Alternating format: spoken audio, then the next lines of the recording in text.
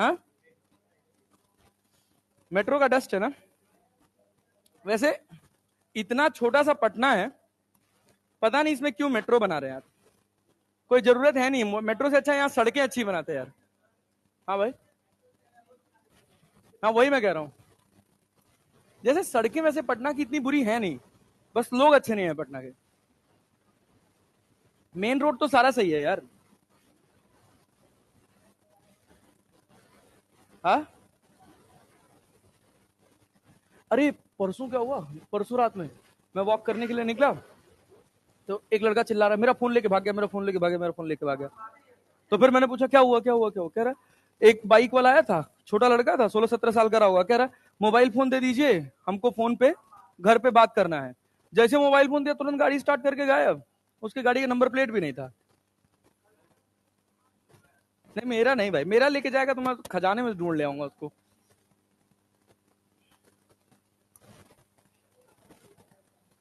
हाँ भाई, एक क्वेश्चन दिए थे, लगाए थे, लगाए तुम लोग भाई, लग गया। ऑप्टिक सेट सही है गलत है ये नहीं पता। एंगल ऑफ इमरजेंस बता दो कितना है। 60 की 45? 45 ना, 60 कैसे आएगा भाई। एंगल ऑफ इमरजेंस 45 और डिवीजन 60 डिग्री, सही है। आंटी ये रिफ्रैक्टिव इंडेक्स √2 है, तो यहां 30 है तो यहां 45 बनेगा ना, √3 पे 60 आएगा। यही तो पढ़ रहे थे ना, रिफ्रैक्शन थ्रू प्रिज्म। चलो मोटा मोटा हिसाब किताब जरा बिठाते हैं। तो रिफ्रैक्शन थ्रू प्रिज्म का क्या क्या क्या था, सवाल नहीं बनाए थे ना हम लोग इसके, मतलब वही जो क्वेश्चंस मैंने दिए थे वो तो नहीं बनाए थे ना। देखो यहां पर लाइट पड़ी, बच्चा थोड़ा ध्यान से और थोड़ा सोच समझ के आंसर करना। यहां पर रे पड़ी, क्या हमने नॉर्मल खींचा, angle of incidence I, light will bend towards the normal with angle of refraction R. अरे क्लियर है ना। R1 यहां क्या हो जाएगा, R2 यहां क्या हो जाएगा, E। अरे क्लियर है क्या, क्या R1 प्लस R2 A के बराबर होता है।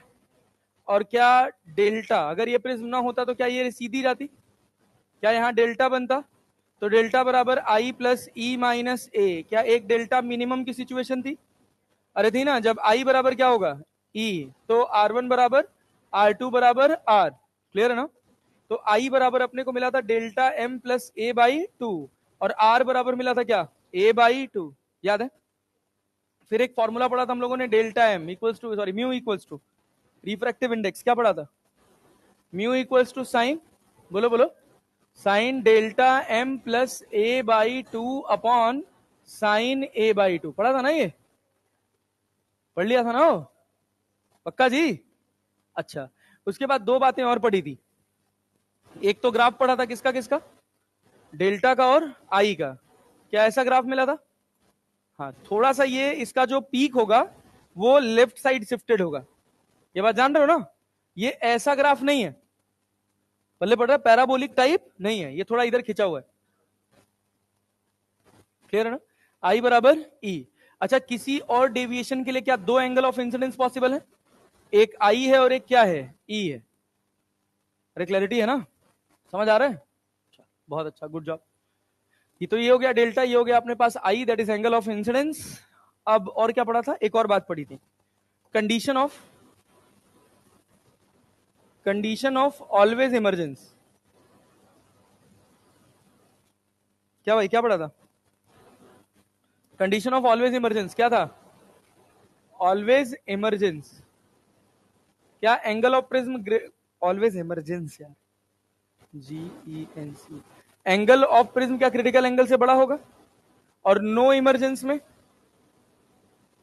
नो इमरजेंस में एंगल ऑफ प्रिज्म क्या होगा भाई, किससे छोटा होगा, उल्टा लिख दे। हाँ, यहां ए जो होगा वो लेस देन सी होगा, और यहां ए जो होगा वो ग्रेटर देन 2C होगा। क्लैरिटी है ना, एकदम ये डेटा अच्छे से याद रखना है, इससे कभी हो सकता है कि छोटा सा सवाल डायरेक्टली बन जाए। क्लियर है कहानी, आगे चलें, आगे चलें बच्चा, ओके बहुत बढ़िया। ये हो गया अपने पास प्रिज्म, इतना ही पढ़े थे प्रिज्म में, और कुछ नहीं पढ़े थे। हाँ हाँ वही तो, ये नो इमरजेंस है जब ए इज ग्रेटर देन 2C है, और ऑलवेज इमरजेंस का जब ए इज लेस देन सी है। ये सवाल बताओ क्या आंसर होगा, कौन सा आंसर होगा? जो पैराबोलिक ग्राफ दिख रहा है, पैराबोलिक टाइप दिख रहा है, बट बेसिकली ये है ऐसे, ठीक है ना? तो डी। ये देखो ये सवाल क्या कह रहा है, the refractive index of transparent liquid filled in equilateral hollow prism is √2 the angle of minimum deviation. निकाल सकते हो? म्यू कितना दे रखा है? म्यू बराबर कितना है? √2। ये इसका formula sine delta M plus A by 2 upon sine A by 2। अरे क्लियर है क्या? क्लियर है क्या? √2 को क्या लिख सकते हो? अरे √2 रहने दो, एक इक्विलेटरल है तो ए क्या 60 है? ए 60 है ना? तो यहाँ क्या हो जाएगा? √2 और यहाँ पे कितना बोलो? √2 इसको इधर ले आए तो क्या साइन 30 लिख लें? लिख लिया रहे हो? और यहाँ क्या लिख लें? Sine delta M plus A by 2। Sine 30 का वैल्यू क्या ये 1/√2 हो जाएगा? नहीं आया। और यहाँ कितना? Delta M plus A by 2। A कितना है हो? साइन इधर आएगा, क्या ये 45 डिग्री हो जाएगा? Delta M plus A by 2। A कितना है? 60 है ना? तो कितना 90 में से 60 जाएगा तो कितना बचेगा? तो डेल्टा एम कितना आ जाएगा? 30 डिग्री। तो मिनिमम डेविएशन कितना होगा? 30 डिग्री। क्लियर है ना? बहुत अच्छा। अब यहां पे देखो कह रहा triangular prism of glass is shown in figure, a ray incident normally on one face is totally reflected if theta is 45 degree. Totally reflected. अब बताओ ये थीटा क्रिटिकल एंगल से बड़ा होगा कि छोटा? क्रिटिकल एंगल से छोटा होगा, तो लाइट TIR शो करेगा। क्या गधा हो बे तुम लोग, ऐसे पढ़ोगे? हाँ, TIR के लिए थीटा क्रिटिकल एंगल से छोटा होना चाहिए कि बड़ा? और थीटा तुम्हारे पास है कितना? 45। तो क्या 45 डिग्री क्रिटिकल एंगल से बड़ा होगा? और साइन सी क्या 1/μ होता है? हमको साइन सी ले आना है, क्या करें? दोनों दोनों तरफ साइन ले लिया जाए, तो यहां क्या हो जाएगा? साइन 45 और यहां क्या हो जाएगा? साइन सी। साइन सी को क्या 1/μ लिख सकते हो और 1/√2 लिख सकते हो। म्यू यहां, √2 यहां, तो म्यू इज ग्रेटर देन √2। नहीं आया, ग्रेटर देन √2। अरे क्लियर है?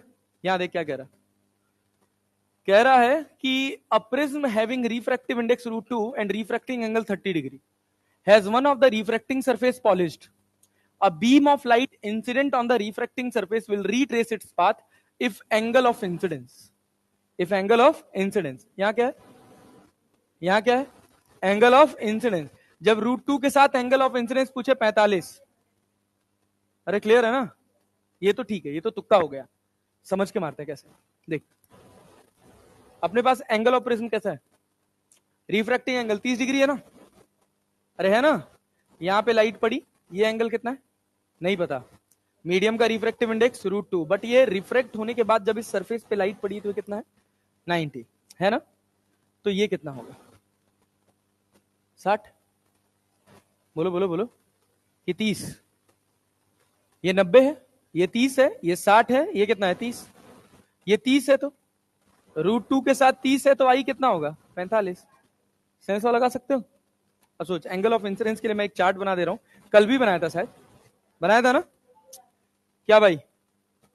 यहां पे क्या आई 60, √3 और 30, और क्या 45, √2 और 30। अरे क्लियर है क्या? ये आई है, ये म्यू है, ये आर है। ये कौन से मीडियम में है? डेंसर में। ये कौन से में है? रेयरर में। अरे क्लियर है ना? और रिफ्रैक्टिव इंडेक्स तो है, मान लो। क्लियर? समझ गए? तो आंसर क्या हो गया? 45। पक्का? और सुनो, कह रहा prism has refractive index √3/2 and refracting angle 90, find the minimum deviation produced by the prism. Minimum deviation पूछ रहा है, निकाल सकते हो? कैसे निकालोगे? रिफ्रैक्टिव इंडेक्स कितना दे रखा है? √3/√2। फॉर्मूला क्या? Sine delta M plus A by 2 upon sine A/2। क्या ए पता है? ए क्या 90 डिग्री है हो? हम लगाएं कि कर लोगे? कर लेंगे ना? साइन 45 होगा, 1/√2, तो ये कितना हो जाएगा? √3/2, तो 60 डिग्री हो जाएगा। 60 डिग्री ना? और 60 दूना 120, 120 में से 90 घटा दोगे 30 डिग्री आंसर। तुम कैलकुलेट करना इसको, ठीक है ना? कि मैं करूं? हो गया है? चलो ये बताओ, कह रहा है कि एक प्रिज्म है, सुनना ध्यान से, सवाल सब ये गणित है बेसिक। एक प्रिज्म है जिसका रिफ्रैक्टिव इंडेक्स कितना है बच्चा, म्यू। एंगल ऑफ प्रिज्म कितना है, ए। is placed in a position of minimum angle of deviation. If minimum angle of deviation is also a, then in terms of refractive index value of a is, क्या लिख पाओगे, mu बराबर क्या लिखोगे, sine delta M plus A by two. Delta M किसके बराबर है, ए के, तो 2a बाई 2 हो जाएगा। क्या लिख लें, साइन ए, यहां कितना, साइन ए बाई 2। सॉल्व कर पाओगे, ऊपर वाले को क्या लिखोगे, बोलो बोलो, साइन ए और साइन ए बाई 2 आ गया, ऊपर साइन ए बाई 2 बना सकते हो, कैसे, 2 sine A by 2 cos A by 2 upon sine A by 2। अरे क्लियर है ना, ए बाई 2, ठीक है। यहां से क्या बना, बोचो, हाँ बोलो बोलो बोलो, 2 कॉस ए बाई 2, अच्छा पूरा ये बता रहे हो, 2 कॉस ए बाई, तो यहां से बोलो क्या 2 नीचे आ जाएगा, तो ए बराबर कितना हो जाएगा, 2 cos inverse A by 2, mu by 2, mu by 2, mu by 2, समझ आए। देखिए 2 नीचे आया, कॉस इधर गया, इनवर्स हुआ, और ये 2 इधर मल्टीप्लाई हो गया, 2 कॉस इनवर्स म्यू बाई 2। कौन सा है, पहला, सबसे अच्छी कैलकुलेट। हाँ गधा बक, खच्चर कहीं के, कहां से आते हो बे तुम लोग, कहां कर रहे हो तुम लोग का। कॉस ए बाई 2 बराबर, ये बताओ, म्यू बाई 2 लिख सकते हो, इस 2 को नीचे ले जाए लिख सकते हैं, अच्छा तो ए बाई 2 बराबर क्या लिख सकते हैं, कॉस इनवर्स म्यू बाई 2 लिख सकते हैं, तो ये 2 इधर नहीं जाएगा, इतना कठिन था, ओ समझ आया कि नहीं आया, नहीं आया अभी भी,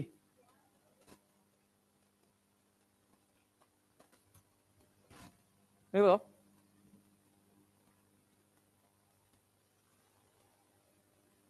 मटेरियल का refractive index, angle of incidence पूछा है,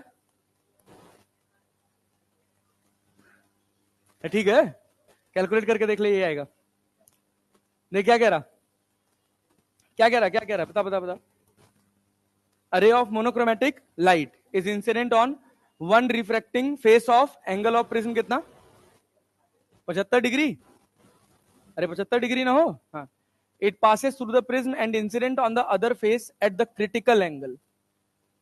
समझ पा रहे हो, यहां से रे निकली, यहां एंगल आई है, इस एंगल का अपने को ज्ञान नहीं है, बट यहां जब गिरी है इस सरफेस पे, तो ये एंगल कितना है, सी, तो क्या लाइट यहां सरफेस पर 90 डिग्री पे बाहर निकलेगी, अरे क्लियर है ना, तो ये सी हो गया, तो ये कितना होगा, ए माइनस सी, सी कितना हो, critical angle, critical angle refractive index कितना है, √2, हाँ, तो सी कितना हो गया 45, ए कितना है 75, 75 में से 45 घटाओगे तो 30, ये 30 तो ये 45, रिफ्रैक्टिव इंडेक्स √2, अरे है ना, पक्का जी, कुछ और कर ही नहीं सकते, समझ रहे हो, कुछ भी और करेंगे तो कभी एंगल में डेटा आएगा ही नहीं, हमेशा साइन इनवर्स कॉस इनवर्स में चला जाएगा, समझे ना। तो इस वजह से ध्यान देना है कि जब भी रिफ्रैक्टिव इंडेक्स √2 लिखा हो और तुमसे एंगल ऑफ इंसिडेंस पूछे, आंख बंद करके 45 मारो, अगर साइन इनवर्स कॉस इनवर्स नहीं लगा है तो। अगर ऐसे एंगल लिखा है 30 60 45 60 0 जो भी लिखा है, बात समझे ना, पल्ले पड़ा। और देखो, ये देखो, ये क्या कह रहा,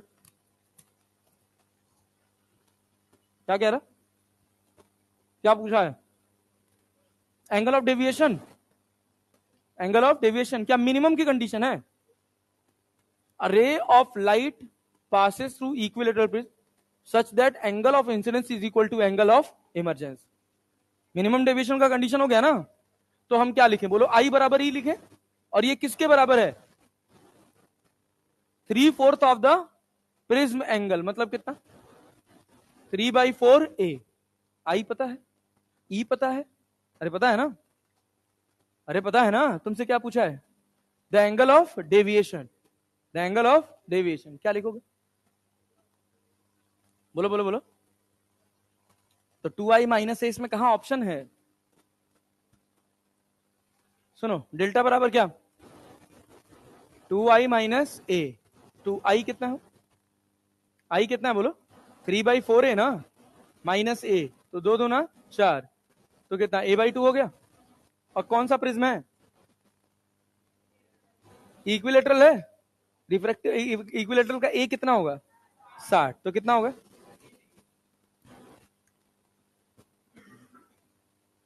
आया आया, भाई डर जाता हूं यार मैं। देख लो क्या लिखे, आई बराबर ई है तो डेल्टा एम क्या होगा 2i माइनस ए। तुम चाहो तो रिफ्रैक्टिव इंडेक्स से भी निकाल सकते हो, कोई दिक्कत वाली बात नहीं है, लेकिन ज्यादा मेहनत क्यों करोगे। हम कह रहे हैं ये कितना हो जाएगा, बोलो बोलो बोलो, 3/2a हो जाएगा ना, माइनस ए तो कितना हो गया a/2, ए कितना है 60, 60/2 बराबर 30। अरे क्लियर है क्या, समझ गए। ये देखो कह रहा था angle of minimum deviation measured with a prism is 30 degree and the angle of prism is 60, the refractive index of the prism material is, क्या म्यू निकालना है, फॉर्मूला क्या लगाओगे, म्यू बराबर क्या लगाओगे, बोल बोल बोल, सब फॉर्मूला बोलेंगे क्या, sine delta M plus a/2 upon sine a/, क्या a पता है कितना हो 60 डिग्री, मिनिमम डेविएशन कितना पता है 30 ना हो, तो ऊपर हो जाएगा क्या साइन 45, अरे 45 ना, और साइन a/2 कितना साइन 30, म्यू कितना √2, म्यू कितना हो गया। यहां देखो कह रहा a ray falls on prism ABC and travels as shown in figure, the minimum refractive index of the prism material should be, minimum refractive index of the prism material should be कितना होना चाहिए, √2 √3 1.5, यहां कितना है 90 है ना, ये बताओ ये 90, ये 45 और ये 45, क्योंकि ए बी बराबर क्या है BC, तो ये 45 हो गया ना हो, अरे भाई हो गया ना।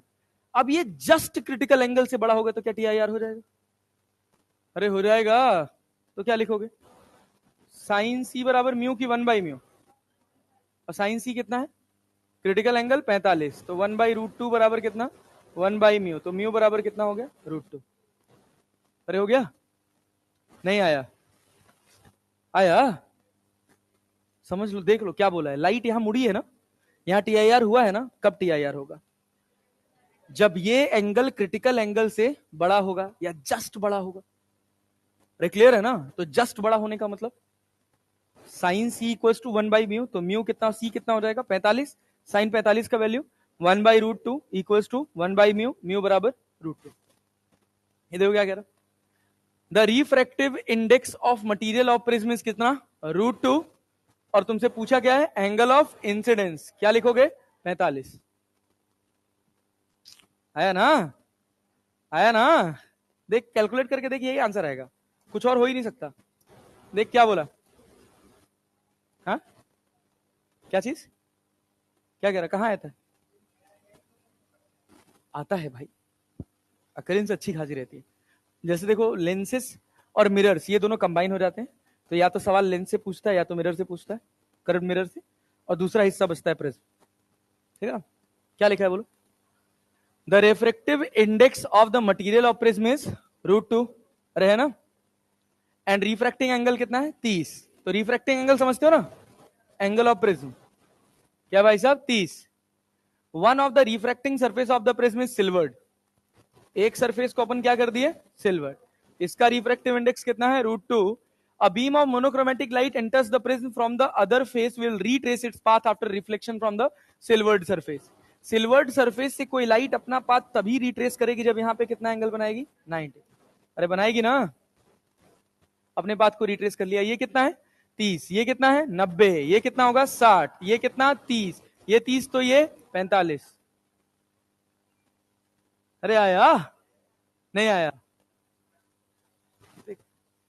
क्या कह रहा, बहुत बढ़िया सवाल, CBSE IPMT 2012, for the angle of minimum deviation of a prism to be equal to its refracting angle, refracting angle समझते हो ना, क्या angle of prism, angle of prism मतलब जो एंगल ऑफ प्रिज्म है वो किसके बराबर है डेल्टा एम के, अरे है ना हमेशा, the prism must made of material whose refractive index, कहां से कहां हो, तो क्या लिखोगे, रिफ्रैक्टिव इंडेक्स, मिनिमम डेविएशन की कंडीशन है कि नहीं, the angle of minimum deviation of a prism to be equal to its refracting angle, तो डेल्टा एम किसके बराबर है, ए के बराबर है, हमेशा ए के बराबर है।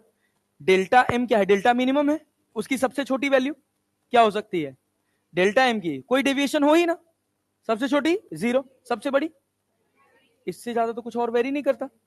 तुम रिलेट कर पा रहे हो इतनी बात कि डेल्टा एम की सबसे छोटी वैल्यू कितनी होगी और सबसे बड़ी वैल्यू होगा ना, नहीं आया तो क्या लिखोगे बोलो, म्यू बराबर क्या, साइन ए, क्लियर है, साइन ए की जगह क्या मैं साइन डेल्टा एम लिख सकता हूं, बोलो, क्यों ए की जगह हमने डेल्टा एम लिख दिया, ए की जगह क्या लिख दिया, डेल्टा एम, पूरा लिखूं या समझ आया,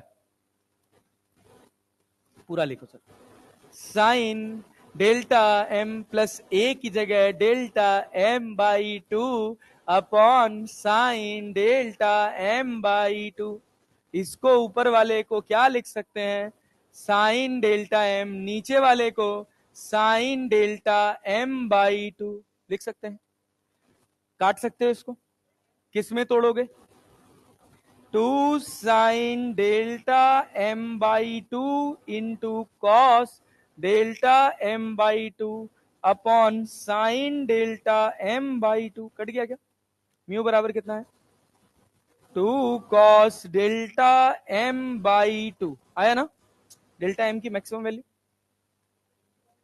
मैक्सिमम वैल्यू 90 ना, तो ये कितना हो गया 45 ना, और cos 45 at delta M equals to 90 degree, mu बराबर कितना होगा, √2, म्यू बराबर कितना होगा, √2, और डेल्टा एम की मिनिमम वैल्यू 0, तो डेल्टा एम बराबर 0, तो म्यू कितना होगा 2, अरे साइन 0 का वैल्यू 0 होता है ना, तो लाइज बिटवीन 2 एंड √2, समझ आया, फाइनेस्ट क्वेश्चन, इसको जरूर नोट्स में लिख लेना, रिवीजन के समय बहुत काम आएगा। ये कैलकुलेशन बहुत पॉपुलर है, बहुत पॉपुलर कैलकुलेशन है कि ऊपर साइन ए आएगा और नीचे क्या आएगा, साइन ए बाई 2, ये थिन प्रिज्म का सवाल है, अभी हम पढ़े नहीं है, ये देखो क्या कह रहा है, the angle of prism is a, मतलब क्लियर है ना, one of its refracting surface is silvered, light रे falling eight an angle of incidence 2a on the first surface, return back through the same path after suffering reflection at the silvered surface, the refractive index of the prism is, बोलो नेता क्या करोगे, क्या करोगे, ये वाली surface को silver कर दें, पाथ अपना रिट्रेस तभी करेगी जब उस पर किस एंगल से गिरेगी, 2a से गिरेगी, इस पर कितने एंगल से गिरेगी, 90 से ना, ये कितना है a, ये कितना 90 माइनस a, तो फिर ये कितना a, क्या साइन है भाई, साइन आर लगा सकते हो यार, लिख सकते हो ना, तुमसे क्या पूछा था, रिफ्रैक्टिव इंडेक्स ना, तो क्या लिखोगे बोलो, साइन 2a बराबर कितना, म्यू इंटू साइन ए, हो गया, नहीं हुआ, समझ पाए, साइन 2a को क्या लिखोगे, 2 sine A cos A equals to mu sine A, क्या साइन ए से साइन ए कट जाएगा, म्यू बराबर कितना हो गया 2 कॉस ए, कौन सा आंसर है, कौन सा आंसर है बी, देख रहे हो ना, साइन 2a वाली कैलकुलेशन कितनी इंपॉर्टेंट है, हर बार वो ऐसी एज इट इज रिपीट होती चली जा रही, यहां सवाल देखो क्या कह रहा है, NEET 2016, angle of refracting angle of prism कितना दे रखा है A, refractive index of material कितना दे रखा है कॉट ए बाई 2, म्यू का वैल्यू कितना दे दिया है कॉट ए बाई 2, और एंगल ऑफ मिनिमम डेविएशन पूछा है, ए क्या है एंगल ऑफ प्रिज्म, कंडीशन किसकी है, सीधे बैठो यार तुम लोग ऐसे मरीनों की तरह से बैठे हुए हो, मिनिमम डेविएशन की कंडीशन है ना, म्यू का फॉर्मूला क्या होता है, सब बोलेंगे sine delta M plus A by 2 upon sine A by mu, क्या लिखा है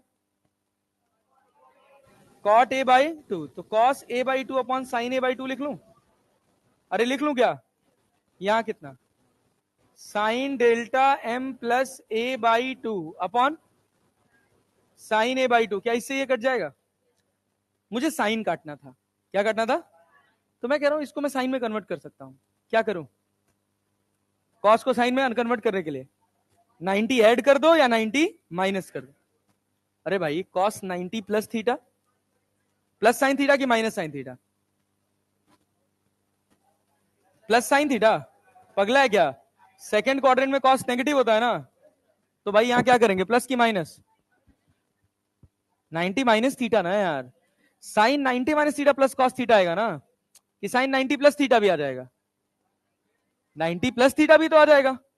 अरे आएगा भाई, sine 90 plus theta second quadrant में गया कि नहीं गया, तो कॉस थीटा हो गया कि नहीं हो गया? हो गया। और साइन 90 माइनस थीटा भी कौन से क्वाड्रेंट में है? सॉरी उल्टा बोल दिया, उल्टा बोल दिया, उल्टा। सुनो सुनो सुनो, साइन 90 प्लस थीटा कौन से क्वाड्रेंट में गया? सेकंड में। क्या कॉस पॉजिटिव आएगा? और एक ऑप्शन क्या है, साइन 90 माइनस थीटा, वो भी क्या कॉस होगा? मेरी मर्जी में दोनों में से कोई लगा सकता हूं, तो मैं लगाऊंगा ऑप्शन के हिसाब से। तो पहले मेरा मन किया कि पहले मैं 90 प्लस थीटा लिखता हूं। क्या लिखूं? Sine 90 plus A by two equals to क्या? Sine delta M plus A by two. क्या इससे ये कट जाएगा? अरे कट जाएगा ना, तो क्या बचा बताओ? 90 प्लस ए बाई टू बराबर delta M by two plus A by two. A by two से तो ए बाई टू कट गया, तो डेल्टा एम तो 180 आ गया, वो तो पॉसिबल ही नहीं है। डेल्टा एम कितना हो सकता है, या तो 0 या तो 90, तो मतलब ये वाला आंसर नहीं होगा, गलत होगा ना। तो दूसरा कन्वर्जन देखेंगे, क्या क्या लिखोगे यहां पे? Sine 90 minus A by two बराबर कितना? Sine delta M plus A by two. क्या साइन से साइन कटेगा? अरे कटेगा क्या? 90 माइनस ए बाई टू बराबर delta M by two plus A by two. क्या ए हो जाएगा?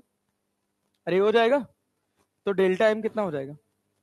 चलो इसको इधर लेके जाओ, तो डेल्टा एम हो जाएगा 180 माइनस टू ए, 180 माइनस टू ए, नीट 2016। क्लियर है क्या? पल्ले पड़ा? टफ है? नहीं आसान है, हाँ थोड़ा सा लेंदी है।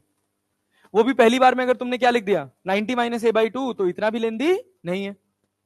अरे क्लियर है ना, बात समझे ना। लेकिन तुमको क्लैरिटी रहनी चाहिए, घबराना नहीं होता पेपर में। पता चला तुम 90 प्लस ए बाई टू कर दिए, 180 आया और आंसर ही नहीं आ रहा, तो तुम घबराने लग गए।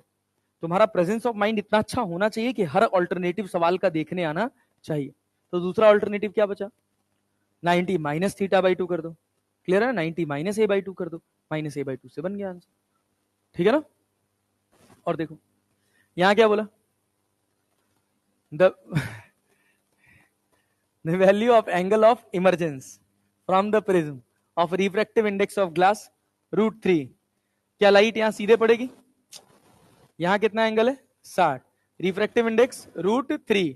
अरे है ना बच्चा, रिफ्रैक्टिव इंडेक्स कितना है? √3। ये 60 है तो ये कितना होगा? 30। ये कितना? अरे ये तो 90 ही रहेगा। 60 तो ये कितना? 30। अगर √3 में 30 बना है तो लाइट बाहर निकल जाएगी कि नहीं? कितने एंगल से? 60 डिग्री से। Angle of emergence will be equal to 60 degree. अरे कठिन है क्या सर? हम तो √3 देख के ही 60 मार देते। अरे बोलो समझ आया? बच्चा देखो यहां से क्या होगा, लाइट इस सरफेस के ऊपर पड़ेगी ना, क्या यहां टीआईआर कर सकती है? टीआईआर कर सकती है, लेकिन देखो ना यहां रिफ्रैक्टिव इंडेक्स कितना है? √3। ये एंगल कितना है? 30। समझे ना? समझे ना? अगर तुम क्रिटिकल एंगल इसको समझो, साइन सी कितना होता है? साइन 30 1/2, 1/2 ना। अच्छा 1/2 बड़ा कि 1/√3? 1/2 बड़ा है। कौन बड़ा है? क्रिटिकल एंगल तो 1/√3 है ना, साइन इनवर्स 1/√3 ना। तो इसका एंगल, क्रिटिकल एंगल 30 से ज्यादा होगा कि नहीं होगा? होगा। और वैसे भी हम जानते हैं कि √3 में अगर 30 बना है तो लाइट बाहर जाएगी। अरे जाएगी भाई, कितने एंगल से? 60 से। ये तुमको आइडिया लग रहा है कि 30 जो वो क्रिटिकल एंगल से छोटा है।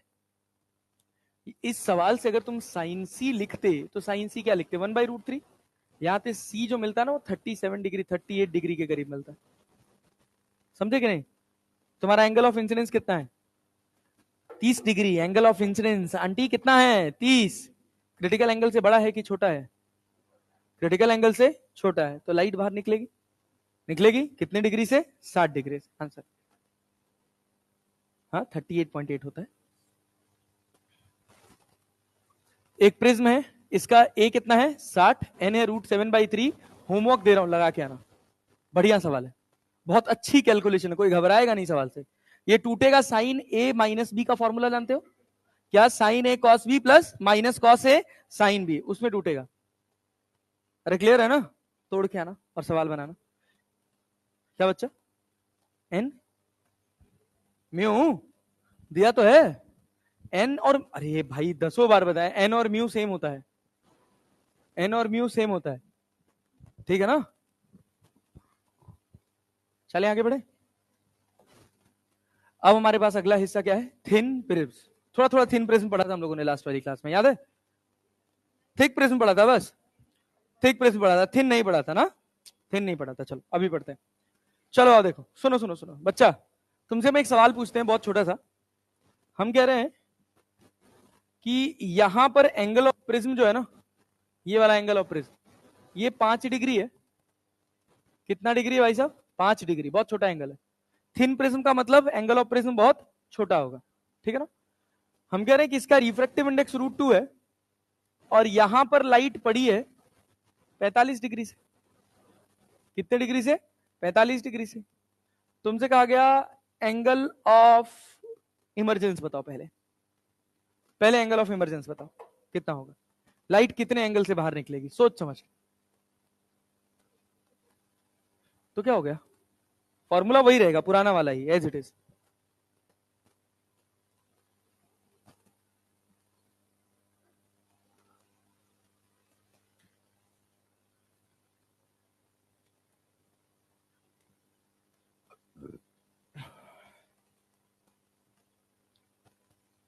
पलट के देखना पड़ जा रहा है, सब भूल जाता है ना। सेल्स तो नहीं लगा पा रहे, बताओ एंगल ऑफ रिफ्रैक्शन कितना है? 30 डिग्री ना? हाँ तो खींचो 30 डिग्री और लाइट को बाहर निकालो।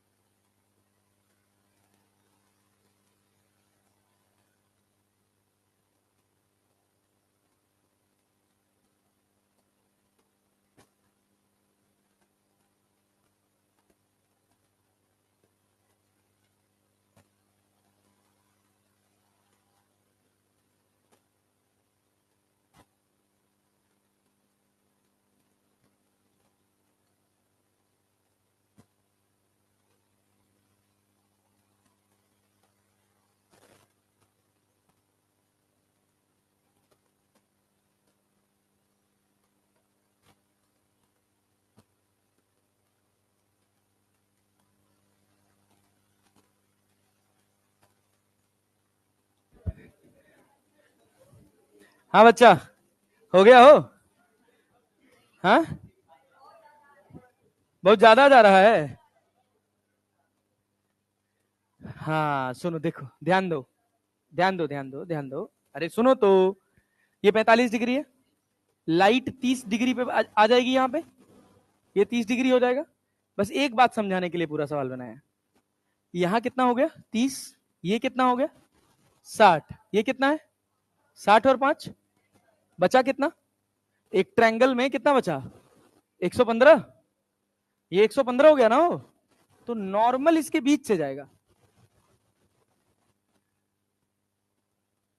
सर हम तो ऐसे खींच रहे थे, है ना? तो गधेड़े, जब 115 यहां बन रहा है तो 90 उसके पास आएगा ना, 115 के बीच में जाएगा ना। नहीं समझ आया मैंने क्या किया? ये पूरा एंगल 115 है ना, तो 90 तो इसी के बीच में बनेगा ना भाई। पहले 90 आएगा तभी तो 115 आएगा, और नॉर्मल का मतलब वो लाइन से कितना एंगल बनाएगा? लाइन से कितना एंगल बनाएगा? 90 डिग्री। बहुत गर्म तो नहीं है ना?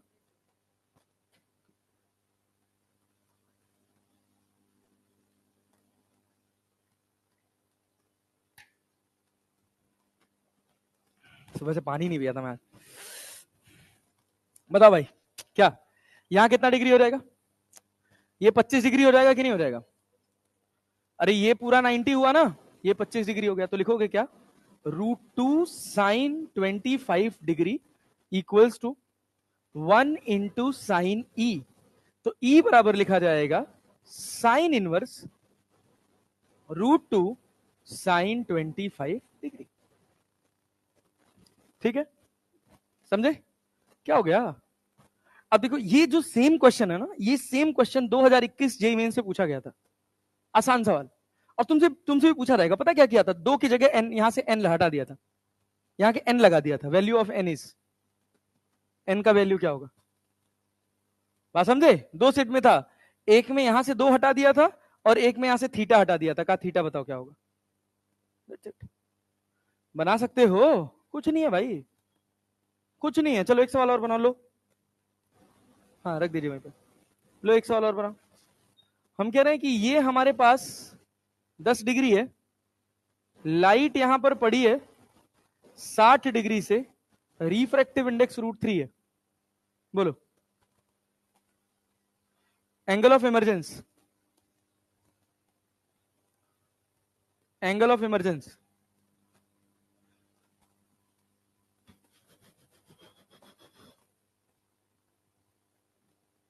नहीं नहीं, देख 60 कैसे बनेगा?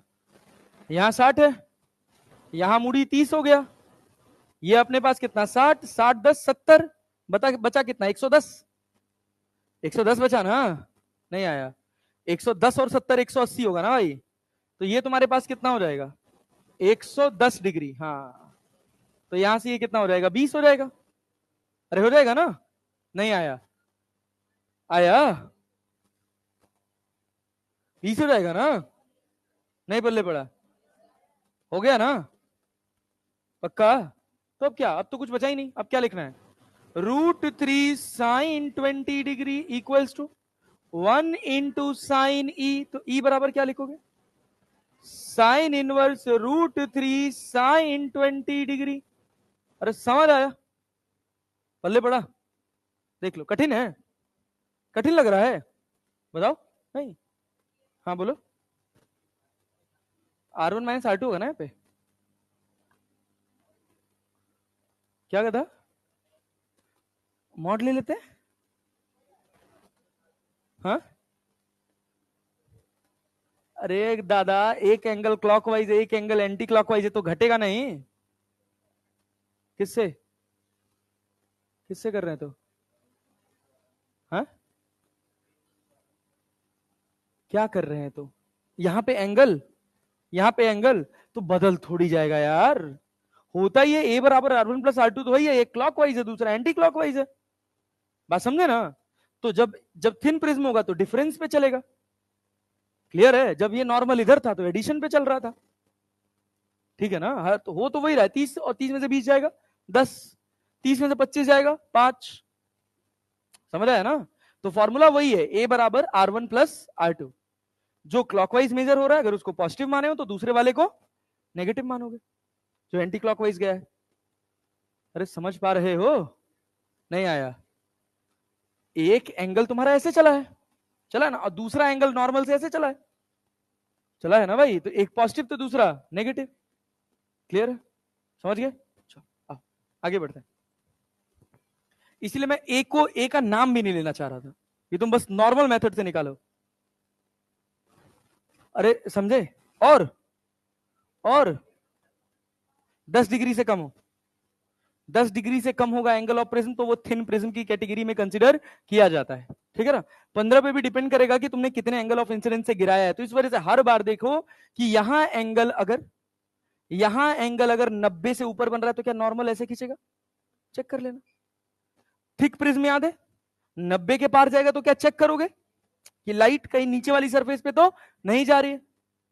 समझे ना? अब सोचो अगर तुम इस लाइट को ऐसे यहां टेढ़ा गिरा देते तो ये एंगल तो 90 से छोटा दिखता, दिखता ना? कैसे संभव था? इन्हीं सब लॉजिक्स की वजह से प्रिज्म कठिन हो जाता है। एकदम ऐसे एंटीना खुला रहना चाहिए दिमाग का, तब जाके सही से सवाल अप्रोच कर पाओगे। कंसेप्चुअली साउंडिंग रहोगे तभी सवाल बनेगा, नहीं तो किस्मत बहुत अच्छी रही, भगवान अलग से बना के तुमको लिख के भेजे रहे, तब तो बात अलग है। अदरवाइज अगर, अच्छा भगवान हमारा किस्मत अलग से खराब लिखे ऐसा कह रहे हो? अच्छा समझे, ठीक है। तो कर पाओगे ना ऐसे सवाल? आगे बढ़े। अब देखो, अब जो थिन प्रिज्म हमको पढ़ना है, जो हमारे सिलेबस का थिन प्रिज्म है, उसमें एंगल ऑफ प्रिज्म तो छोटा है ही, साथ में एंगल ऑफ इंसिडेंस और एंगल ऑफ इमरजेंस भी छोटे हैं। जो फॉर्मूला है थिन प्रिज्म का जो अपने को पढ़ना है, कि जैसे मान लो हम कहें कि यहां पर कितना एंगल है ए, कितना एंगल है ए, सुनना, लाइट यहां से पड़ी, इसके ऊपर हमने एक नॉर्मल खींचा और एंगल ऑफ इंसिडेंस कितना I, light bend towards the normal with angle of refraction R, और इसका रिफ्रैक्टिव इंडेक्स कितना है म्यू, कितना है म्यू। पक्का जी? हम कह रहे हैं कि यहां पर जो एंगल बना वो कितना बना R1, यहां पर कितना बना R2। हम नहीं मान रहे क्लॉकवाइज एंटी क्लॉकवाइज, हमको पता नहीं कैसा बन रहा है, ठीक है ना।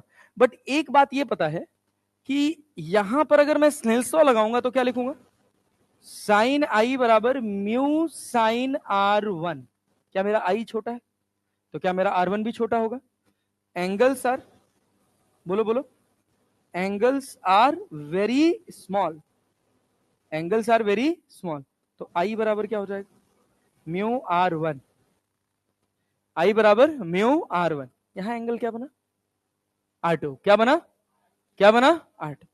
तो क्या फ्रॉम सरफेस, ये कौन सी सरफेस से था, फ्रॉम फर्स्ट सरफेस,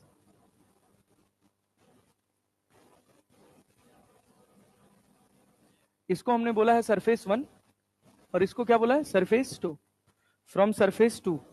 क्लियर है क्या? यहां एंगल कितना है R2, तो क्या लिखोगे म्यू R2 बराबर कितना ई। साइन ई लिखने का तो कोई मतलब है नहीं, क्योंकि एंगल बहुत छोटा है, तो क्या ये ई हो जाएगा। अरे क्लियर है। और डेल्टा का तुम एक फॉर्मूला पढ़े हो, क्या पढ़े हो, एंगल ऑफ डेविएशन का क्या फॉर्मूला पढ़े हो, डेल्टा बराबर आई प्लस ई माइनस ए। आई की जगह क्या लिख दो म्यू R1, ई की जगह म्यू R2, यहां क्या ए, क्या म्यू को कॉमन कर ले, R1 प्लस R2 माइनस ए, R1 प्लस R2 को क्या लिख सकता हूं ए माइनस ए, तो क्या ए कॉमन हो जाएगा, क्या बचेगा mu minus 1, this is delta. बहुत अच्छा फॉर्मूला। अरे ठीक है, क्लियर है, समझ आया, पक्का, देख लो, कोई डाउट हो तो बताओ। चले आगे बढ़े, आगे बढ़े। अब इसी पे सीधा सीधा सवाल पूछा जाता है, देखो कौन कौन सा सवाल। एक तो ऊपर ही था, कहां गया, हाँ ये सवाल देखो, 2 बार रिपीट पूछा गया एकदम एग्जैक्ट बिना डेटा चेंज किए हुए। ये देखो, कह रहा a ray of light is incident at an angle of incidence on one face of a prism of angle A. क्या एंगल ऑफ प्रिज्म बहुत छोटा है, एंगल ऑफ प्रिज्म बहुत छोटा है, तो अपना आई और ई भी बहुत छोटा मानेंगे। And emerges normally from the opposite face, दूसरी फेस से कितने एंगल पर निकला है 90 डिग्री पे ना हो। सुनो, यहां पे एक रे पड़ी कितने एंगल से, आई से पड़ी ना, रिफ्रैक्ट कितने से हुई R1 से, फिर तुमने नॉर्मल खींचा, ये एंगल कितना है R2। लेकिन इस सवाल के हिसाब से देखो, क्या सरफेस से तुम परपेंडिकुलरली बाहर निकले हो, अरे बाहर निकले हो ना, तो तुम्हारा ई कितना है, भाग ई कितना है, एंगल ऑफ इंसिडेंस और एंगल ऑफ इमरजेंस सरफेस से नापोगे, किससे नापोगे, नॉर्मल से। गधा मत बन जाया करो यार तुम लोग एकदम से एक मिनट के अंदर। एंगल ऑफ इमरजेंस कितना है 0, एंगल ऑफ इस सरफेस पे रिफ्रैक्शन जो होगा वो भी कितना होगा, यहां भी एंगल 0 तब तो यहां 0 होगा, अरे होगा ना। तो क्या R1 बराबर ए लिख लू मैं, बोलो, अरे यहां R2 जो बना वो 0 हो गया हो, तो R1 बराबर ए, R1 बराबर नहीं आया, R1 प्लस R2 ए है ना, तो R1 क्या हो जाएगा ए। अब तुम कॉमन सेंस लगा के देखो, ये कितना है 90, ये कितना होगा 90 माइनस ए, तो ये कितना होगा ए, क्योंकि पूरा 90 डिग्री है। अब ए बहुत बड़ा है कि बहुत छोटा है, तो क्या मेरा आई भी बहुत छोटा होगा, अरे ए छोटा तो आई भी तो छोटा, तो क्या लिखेगा 1 इंटू आई बराबर mu into A, answer mu A. देख 2012 2020,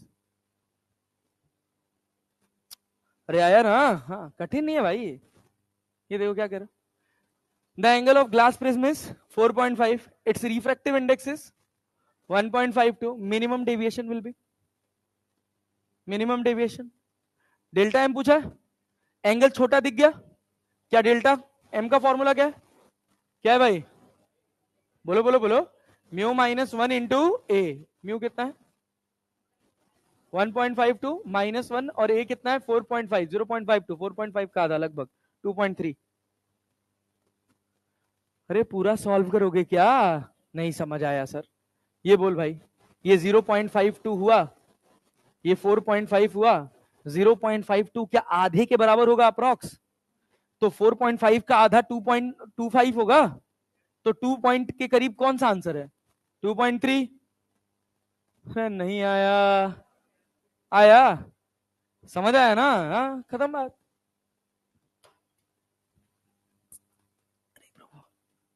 ये वाले क्वेश्चन का आंसर बता, ये क्या कह रहा है, a horizontal ray of light, ये क्या, what is the angle of incidence at the mirror, हाँ क्या पूछा, a prism having refractive 4 degree refractive index 1.5 is located in front of a vertical plane mirror, हाँ horizontal ray of light is incident on the prism, what is the angle of incidence at the mirror, सवाल पढ़ो सवाल पढ़ो सब सवाल पढ़ो, सब सवाल पढ़ो, क्या पढ़ क्या कह रहा है, एंगल ऑफ रिफ्रैक्टिंग एंगल कितना है 4 डिग्री, थिन प्रिज्म है क्या, अरे बच्चा थिन प्रिज्म है क्या, एंगल कितना डिग्री है हो, रिफ्रैक्टिव इंडेक्स हो 1.5, is located in front of a vertical plane mirror, a horizontal ray of light is incident on the prism, prism पे एक लाइट आई क्या सीधे, अरे सीधे आई ना, incident on the prism, what is the angle of incidence at the mirror, mirror इसके सामने mirror लगा हुआ है ना, अरे यहीं तो मिरर लगा हुआ है, क्या लाइट अपने पाथ से डेविएट हो जाएगी, डेविएशन कितना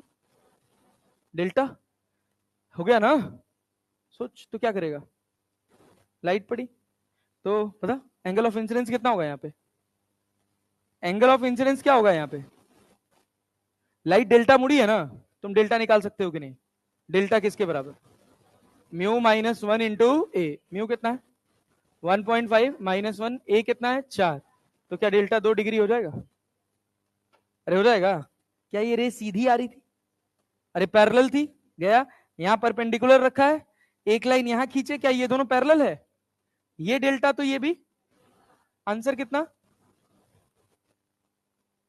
बहुत धाकड़ सवाल भाई, ये हल्का सवाल नहीं है, गलती से भी इसको छोटे सवाल में काउंट करने की कोशिश मत करना, बस लगा 2 लाइन में, बुद्धि खराब हो जाएगी सवाल बनाने में, समझ पाएगी नहीं सवाल क्या बोला, सवाल क्या बोला, रे कैसे आ रही थी हॉरिजॉन्टल, कैसे आ रही थी हॉरिजॉन्टल, उसके बाद क्या मिरर पे पड़ेगी, मिरर पे पड़ेगी तो क्या कुछ अपने पाथ से डेविएट हो जाएगी, कितना डेविएशन होगा डेल्टा, क्या फिर यहां मिरर परपेंडिकुलर रखा हुआ है कि नहीं, पढ़ो, located in front of a vertical plane mirror, clear, क्या यहां पे ऐसे नॉर्मल खींचेंगे, क्या हॉरिजॉन्टल हो जाएगा, क्या आने वाली रे भी हॉरिजॉन्टल थी, लाइट डेविएट कितना हुई डेल्टा, तो ये डेल्टा तो ये भी डेल्टा, तो डेल्टा का वैल्यू कितना, म्यू माइनस 1 इंटू ए, कितना हो गया 2 डिग्री, समझ आए, भौकाली क्वेश्चन है भाई साहब, बात समझे, आधा लोग तो पढ़ के छोड़ देते हैं ऐसा सवाल, मिरर भी लगा है प्रिज्म भी लगा है, हमसे नहीं होगा, समझ रहे हो ना, तो सवाल से भागना नहीं है, पूरा पढ़ के लगाना है,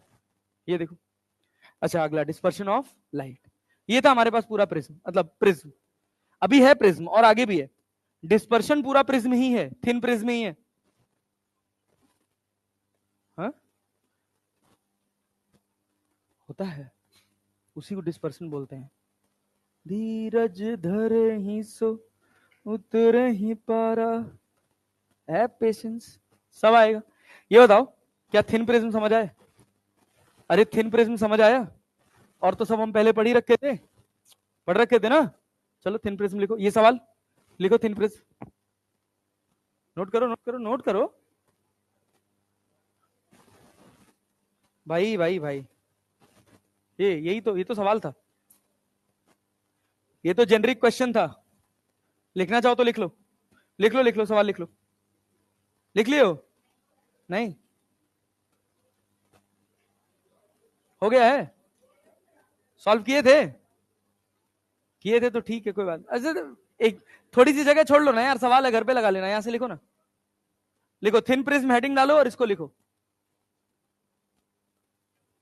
लिख लेना थिन प्रिज्म में एंगल ऑफ प्रिज्म, लिखो जो मैं बोल रहा हूं लिखो, angle of prism, thin prism में लिखो angle of prism, thin prism में लिखो angle of prism is very small, angle of prism is very small in the range of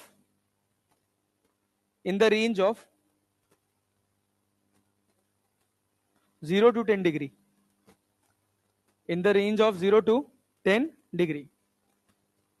अगली लाइन से लिखो since the angle of prism is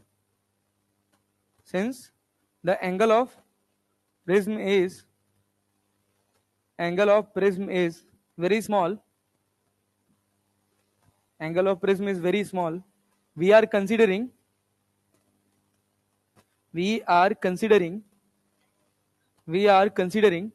angle of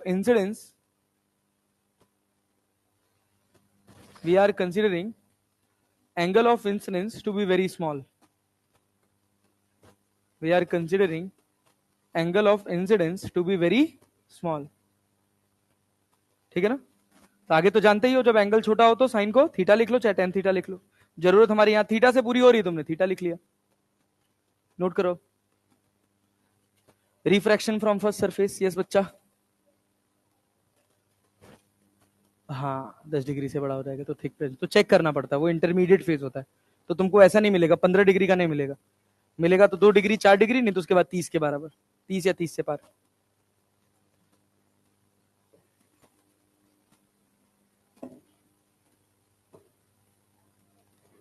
क्या बच्चा, कहाँ है भाई, तो एसी कहाँ नहीं चल रहा है यार, हाँ उसको खोल दो थोड़ा, हम एसी चलवा दे रहे हैं यार, तो गर्मी तो लगी रहा है, ठीक है चलो अब ठीक है, कोई बात, पंखा चला लो ना यार पीछे से, सब बंद कर दिए, तो स्विच से चलता होगा ना भाई वो,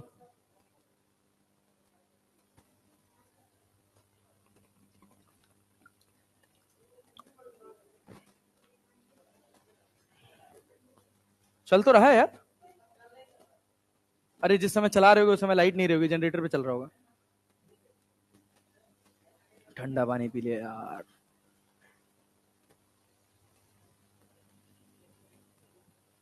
हो गया।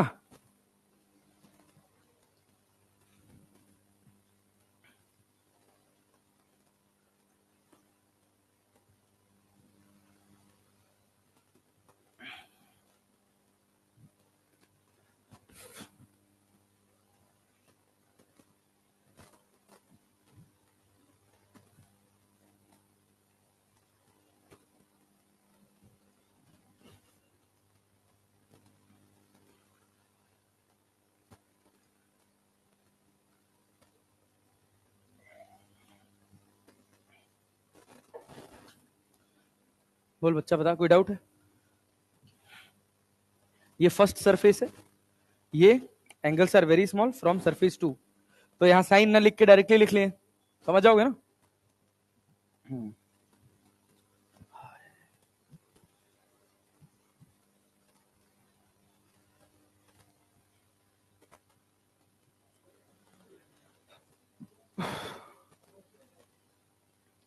थिंक बिलीव अचीव, हाँ लाइट आएगी तो लिखना, ला फोन रखिए, फोटो खींच के दे दो, लिख ले, अच्छा लिख ले,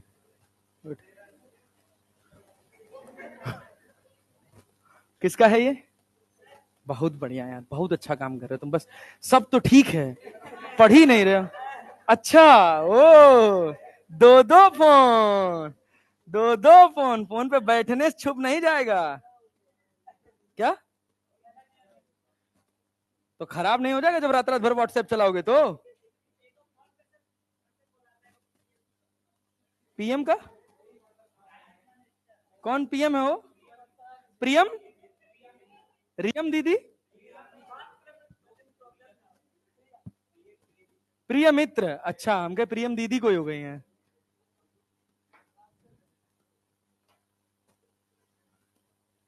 तो कब से पटना में हो तुम? इसी साल आए हो? मतलब पिछले साल का 2023 में आए थे? 2 साल हो गया।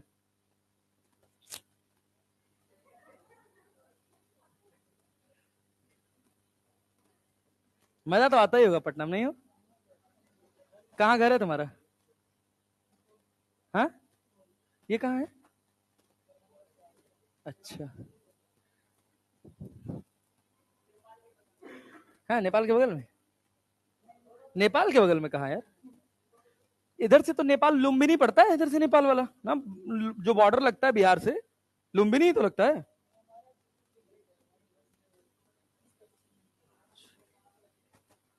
भाई हम लोग एक बार नेपाल घूमने गए थे, अभी थोड़े दिन पहले। भूकंप नहीं, सुभाष सर के साथ गए थे भाई वहां। मैं, सुभाष सर, मेरी वाइफ, सुभाष सर की वाइफ सुधांशु सर, हम लोग गए थे। तो भाई हुआ क्या, सुधांशु सर की वाइफ नहीं यार, सुभाष सर की वाइफ। अरे ये हो गया ना, अभी अपने पास सवाल हो गया सारे। ये देखो, ये है डिस्पर्शन ऑफ लाइट। कुछ नहीं, ये खाली ज्ञान लिखा हुआ है, इस ज्ञान से आपको बिल्कुल परेशान होने की जरूरत नहीं है। जो बताएंगे बस उतनी बात सुननी है, ठीक है ना। देखो होता क्या है कि जब, छोड़ दो इसको, बकवास चीज है, ठीक है ना। ऐसे ही है, घर पे पढ़ने के लिए थोड़ा बहुत मन करे तो पढ़ लेना, जो लिखा है वही हम बोल रहे हैं। होता क्या है कि जब लाइट एयर में ट्रेवल करती है, पूरा इलेक्ट्रोमैग्नेटिक रेडिएशन, रेडियो से लेकर गामा रेस तक, जब एयर में होते हैं तो सबकी रफ्तार सेम होती है, दैट इज 3 × 10⁸ मीटर पर सेकेंड। लेकिन जैसे ही वो डेंसर मीडियम में जाते हैं, रिफ्रैक्टिव इंडेक्स सबका सेम रहता है या बदल जाता है? रेड का अलग होगा, वॉयलेट का अलग होगा। ज्यादा किसका होगा? वॉयलेट का ज्यादा होगा और रेड का कम होगा। जिसका रिफ्रैक्टिव इंडेक्स ज्यादा होगा उसकी रफ्तार कम हो। क्लियर है ना? तो वॉयलेट की रफ्तार कम हो जाती है और रेड की रफ्तार ज्यादा। अब एक व्हाइट लाइट चल रही है, सब साथ में चल रहे हैं मिलजुल के, अचानक से मीडियम में एंटर किए, रेड वाला आगे निकल गया, वॉयलेट वाला पीछे रह गया, और उस अरेंजमेंट में और कलर्स आए। तो कितने, क्या सारे कलर्स अलग अलग स्प्लिट हो गए? इसी स्प्लिटिंग के फिनोमेना को कहा जाता है डिस्पर्शन ऑफ लाइट। नहीं समझ आया? आया ना? जब लाइट एक एयर मीडियम से या वैक्यूम से किसी दूसरे मीडियम में एंटर करती है जिसका रिफ्रैक्टिव इंडेक्स म्यू किससे ज्यादा हो, 1 से ज्यादा हो, तो एंटर करते ही जो उस मीडियम का बिहेवियर है वो उस व्हाइट लाइट के रेड कलर के लिए अलग होगा और वॉयलेट कलर के लिए अलग होगा। वो मीडियम वॉयलेट कलर की रफ्तार को कम कर देगा और एज कम तो रेड की भी करेगा, लेकिन वॉयलेट की ज्यादा कम कर देगा और रेड की कम करेगा। क्लियर है? तो रेड आगे निकल जाएगा और वॉयलेट पीछे रह जाएगा, और इसके बीच के ऐसे सारे के सारे कलर्स इसी अरेंजमेंट में बिखर जाते हैं। सबसे आगे लाल निकल जाता है उसके पीछे, और अब पूरा विवग्योर वाला पूरा सीक्वेंस आएगा यहां से। यहां सबसे पीछे विवग्योर, VIB, violet, indigo, blue, green, yellow, orange, red, सबसे आगे रेड। क्लैरिटी है? बात समझ गए? इसी फिनोमेना को हम क्या बोलते हैं? Dispersion of light.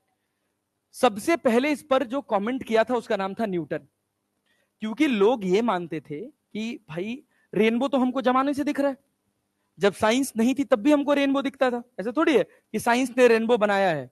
रेनबो तो रेनबो का फिनोमेना या स्प्लिटिंग ऑफ व्हाइट लाइट ये तो ऑलरेडी नेचर में था। हम फिजिक्स में कुछ बना नहीं रहे, हम फिजिक्स में बस क्या कर रहे हैं, नेचर में जो हो रहा है उसी को ऑब्जर्व कर रहे हैं और ऑब्जर्व करके एक गणित दे रहे हैं। ठीक है ना? तो बहुत सारे लोगों ने ये कहा कि जो हमको आसमान में रेनबो दिखाई देता है वो बारिश की ड्रॉपलेट्स की वजह से दिखाई देता है, इसी वजह से तो दिखाई देता है। ठीक है ना? तो वो उस ड्रॉपलेट की प्रॉपर्टी है रेनबो बनाना। क्लियर? प्रिज्म से रेनबो बन रहा है तो उस प्रिज्म मटेरियल की प्रॉपर्टी है रेनबो बनाना। लेकिन न्यूटन को बात खटक गई। न्यूटन ने कहा अच्छा चलो तो कुछ एक्सपेरिमेंट करते हैं। तो उसने क्या किया, एक प्रिज्म लिया, उसके ऊपर व्हाइट लाइट डाली, बाहर 7 कलर्स निकले। ठीक है ना? उसके बगल में एक दूसरा प्रिज्म उल्टा करके रख दिया, बाहर व्हाइट लाइट निकल गई। आई व्हाइट लाइट, गई क्या व्हाइट लाइट, और बीच में बैंड बना। तो तब उसने कहा कि ये जो व्हाइट लाइट आ रही है ना, यही इस मीडियम में इसके अलग अलग कलर्स का बिहेवियर अलग अलग हो जा रहा है, और फिर मीडियम से बाहर निकलते समय सब सेम निकल रहे हैं, व्हाइट लाइट ही बाहर निकल रही है। मतलब वो जो 7 कलर्स दिख रहे हैं आपको, वो व्हाइट लाइट की प्रॉपर्टी है, ना कि ग्लास की। अरे बात समझे, क्लियर। और इसी फिनोमेना को क्या बोला गया, डिस्पर्शन ऑफ लाइट। ठीक है। अच्छा, कैसा रिफ्रैक्टिव इंडेक्स होगा स्पेसिफिक वेवलेंथ के लिए, तो ये फॉर्मूला होता है N lambda equals to A plus B by lambda square. इसको बोलते हैं काउचीज फॉर्मूला। क्या बोलते हैं, काउचीज फॉर्मूला। ठीक है ना, कहीं काम का नहीं है, बट इसी के भी आप पे सोचो। सोचो जिसका वेवलेंथ ज्यादा होगा, जिसका वेवलेंथ ज्यादा होगा उसका रिफ्रैक्टिव इंडेक्स कम होगा। देखो ना, जिसका वेवलेंथ ज्यादा होगा उसका रिफ्रैक्टिव इंडेक्स कम होगा, जिसका वेवलेंथ कम होगा उसका रिफ्रैक्टिव इंडेक्स ज्यादा होगा। इस वजह से वॉयलेट का रिफ्रैक्टिव इंडेक्स ज्यादा होता है एज कंपेयर टू रेड में। लेकिन हमको ये बात समझनी है कि वो उस कलर का रिफ्रैक्टिव इंडेक्स नहीं है, वो उस मीडियम का रिफ्रैक्टिव इंडेक्स है उस कलर के रिस्पेक्ट। बट व्हाइट लाइट को, स्पेक्ट्रम को हम अलग तरह से पढ़ते हैं, इसी वजह से हम उसको इस नाम से पुकार लेते हैं कि this is the refractive index of violet colour. Clarity है, कोई बड़ी बात, कुछ कठिन नहीं, सब सिंपल है। चलो आओ तो आगे बढ़ते हैं बच्चे। अब इसमें कहानी आती है एंगुलर डिस्पर्शन। क्या भाई साहब, एंगुलर डिस्पर्शन। तो देखिए हुआ क्या, व्हाइट लाइट एंटर की, नीचे कौन सा वॉयलेट, ऊपर कौन सा रेड। क्लियर है ना। व्हाइट लाइट एंटर करती है और ये ऐसे 7 कंस्टिट्यूएंट कलर्स में टूट जाती है। क्यों टूट जाती है, क्योंकि वॉयलेट की रफ्तार अलग होगी, रेड की रफ्तार अलग होगी। सबसे ऊपर कौन होगा, रेड। किसकी रफ्तार ज्यादा होगी, रेड की। सबसे कम वॉयलेट। अरे क्लियर है क्या, सबसे ज्यादा डेविएशन किस में होगा, वॉयलेट में। सबसे कम किस में होगा, रेड में। अरे क्लैरिटी है, पल्ले पड़ रहा है जी, यस। इसी फिनोमेना को हम क्या बोलते हैं, डिस्पर्शन। क्या बोलते हैं, डिस्पर्शन। अब देखिए एक कहानी है एंगुलर डिस्पर्शन। क्या है भाई साहब, angular dispersion. Angular dispersion angle होता है रेड और वॉयलेट के बीच का। एंगुलर डिस्पर्शन क्या है, एंगुलर डिस्पर्शन क्या है, अब टर्म, अब थोड़ी थोड़ी गणित आएगी बस। एंगुलर डिस्पर्शन क्या है, एंगल बिटवीन, एंगल बिटवीन किसके किसके बीच का, रेड एंड वॉयलेट कलर। अरे ठीक है ना, सोचिए कैसे निकालेंगे। क्या हम डेल्टा आर लिख सकते हैं, फॉर्मूला क्या पढ़े हैं डेविएशन का, म्यू -1, तो क्या हो जाएगा mu R -1 into A. Delta violet का क्या होगा, म्यू वी, बोलो बोलो बोलो, mu V -1 into A. Clear है क्या, थीटा क्या लिखोगे, थीटा क्या लिखोगे, delta V minus delta R. अरे यही तो लिखोगे यार, angle between red and violet colour. बहुत ध्यान से समझ लो पेशेंटली, ठीक है ना, बहुत आसान पार्ट है ये, और जनरली लोगों का वीक जोन रह जाता है ये। कुछ है नहीं इसमें, बस ध्यान से सुनना है। दीदी नींद आ रहा है क्या, अभी ख्याल आया है, इसको हटा देते, अभी जागे हैं सर थोड़ा सा। हाँ अच्छा, इतना मेहनत कर रही थी, देख रहा हूं भाई, देख रहा हूं यार, दया आ रहा है तुम लोगों को। ये बताइए, बता, सुन सुन सुन, हाँ बोलो, हाँ कौन सा, हाँ सब थिन प्रिज्म है, सब थिन प्रिज्म है। जो कंसीडरेशन, जो पढ़ाई लिखाई चल रही है वो बेसिकली थिन प्रिज्म की ही चलती है, ठीक है ना। एंगल्स थोड़े छोटे रखे जाते हैं, ऑब्जर्वेशन थोड़ा आसान होता है बस। अदरवाइज ऐसा नहीं है कि थिक प्रिज्म पे नहीं देगा, नॉर्मल प्रिज्म पे नहीं देगा। थिक प्रिज्म पे तो नहीं देगा, क्योंकि वो लाइट कहां चली जाती है, नीचे, ठीक है ना। जनरली हम ये एक्सपेरिमेंटल ऑब्जर्वेशन बता रहे हैं कि जब हम एक्सपेरिमेंटल ऑब्जर्वेशन करते हैं तो वहां पे जो हमारा एंगल ऑफ प्रिज्म होता है, एक्सपेरिमेंटली उसको छोटा रखा जाता है, ताकि हम लाइट्स को ढंग से ऑब्जर्व कर पाए। अगर वो एंगल ऑफ प्रिज्म बहुत बड़ा हो जाता है ना, लाइट्स ओवरलैप कर जाती है एक दूसरे के ऊपर, तो उनको डिफरेंशिएट करना थोड़ा मुश्किल हो जाता है। हम चाहते हैं हमारी लाइट इस मीडियम के अंदर कम से कम रहे, इस वजह से हम इस प्रिज्म को थोड़ा थिन बनाते हैं। अदरवाइज एंगल ऑफ प्रिज्म देने की बात है तो यहां ये फॉर्मूला कब लगेगा, सोचो, जब थिन प्रिज्म होगा तभी तो लगेगा ना, अदरवाइज तो आप लगा ही नहीं पाओगे। तो जो एक्सपेरिमेंटल वेरिफिकेशन है वो तभी है जब आपके प्रिज्म कैसे हैं, थिन। तो थीटा बराबर कितना हो गया, delta V minus delta R. तो इसको क्या लिखोगे, mu R mu V minus, बोलो बोलो बोलो, mu V minus mu R into A. देखो माइनस ए घटा रहे हो तो एक प्लस ए हो जाएगा, कट जाएगा, अरे कटेगा ना। इसको बोलते हैं क्या, एंगुलर डिस्पर्शन। क्या बोलते हैं भाई साहब, एंगुलर डिस्पर्शन। किसके किसके बीच का एंगल है, ये आपका वॉयलेट हो गया और ये आपका रेड हो गया, और ये जो एंगल है क्या यही थीटा है, इसी को क्या बोलते हैं, एंगुलर डिस्पर्शन। क्या बोलते हैं, एंगुलर डिस्पर्शन। नहीं आया, समझ आया। अच्छा, और देखो एंगुलर डिस्पर्शन के बाद एक और टर्म होता है जिसको बोला जाता है क्या, डिस्पर्सिव पावर। डिस्पर्सिव पावर जो होता है उसको ओमेगा से डिनोट करते हैं, और ये थीटा बराबर theta by delta of Y होता है। Theta by delta of Y, delta Y किसका है, येलो का। देखो ये तुम्हारे पास येलो कलर है ना, इसका ये डेल्टा वाई है भाई, अरे है ना, क्या लिखोगे डेल्टा वाई इसका, mu Y -1 into A. Clear है क्या, अरे समझ आए। तो क्या बनेगा यहां पे, बोलो थीटा की जगह क्या लिखोगे, mu V minus mu R, अरे क्लियर है, इंटू ए, और इधर कितना, म्यू वाई -1 इंटू ए। क्या ए से ए कट जाएगा, अरे नहीं आया, आया भाई साहब, क्या हुआ, mu V minus mu R upon mu Y minus, अरे समझ आया, समझ आया। क्या angular dispersion angle of prism पे डिपेंड करेगा, एंगुलर डिस्पर्शन, एंगुलर डिस्पर्शन क्या एंगल ऑफ प्रिज्म पे डिपेंड करेगा, पग गधा, mu V minus mu R into A लिखना आपको दिख नहीं रहा है, एंगुलर डिस्पर्शन पूछे हैं, एंगुलर डिस्पर्शन ए पर डिपेंड करेगा, एंगुलर डिस्पर्शन ए पर डिपेंड करेगा, डिस्पर्सिव पावर ए पे डिपेंड नहीं करेगा। क्लियर है क्या, यहां गेम होता है म्यू वाई का, म्यू वाई जो होता है वो बराबर होता है mu V plus mu R divided by, ठीक है ना, म्यू आई क्या होगा, म्यू आई क्या होगा, mu V plus mu R divided by 2 average, क्योंकि वो मिड में आता है। अरे बात समझ रहे हो ना, तो जो वायलेट कलर, जो येलो कलर की लाइट का रिफ्रैक्टिव इंडेक्स होगा वो वायलेट और रेड के एवरेज के बराबर होगा। क्लियर है, हाँ भैया देख रहे हैं, for small angle of prism A क्या होना चाहिए, लेस देन और equal to 10 degree with light incident at small angle I, N V minus N R upon N Y -1। ये यही से निकल के आया है, क्या निकल के आया है, theta by delta Y, theta by delta Y, ये हमारे पास क्या कहलाता है, डिस्पर्सिव पावर, डिस्पर्सिव पावर। अब सुनो, अब सुनो भाई साहब, अगली कहानी क्या है, deviation without dispersion, deviation without dispersion. क्या क्या सीख लिया अभी, क्या क्या सीख लिया, बताओ बताओ बताओ बताओ बताओ। क्या अपने पास एक थिन प्रिज्म है, यहां से एक व्हाइट लाइट आ रही है, देखना बच्चा, यहां से एक व्हाइट लाइट आ रही है, क्या ये व्हाइट लाइट अपने 7 कंस्टिट्यूएंट कलर्स में टूट जा रही है, सबसे नीचे कौन सा कलर जा रहा है, वॉयलेट जा रहा है ना, सबसे नीचे कौन जा रहा है, वॉयलेट, और सबसे ऊपर, बीच में, बीच में येलो, अरे है ना। अगर ये प्रिज्म ना होता तो क्या ये रे सीधी निकल जाती, अरे निकल जाती ना, ये क्या कहलाएगा, डेल आर, ये क्या कहलाएगा, डेल, डेल वी ना, डेल वी, ये क्या कहलाएगा, डेल वी, ये क्या कहलाएगा, डेल वाई, ये तो कहलाएगा।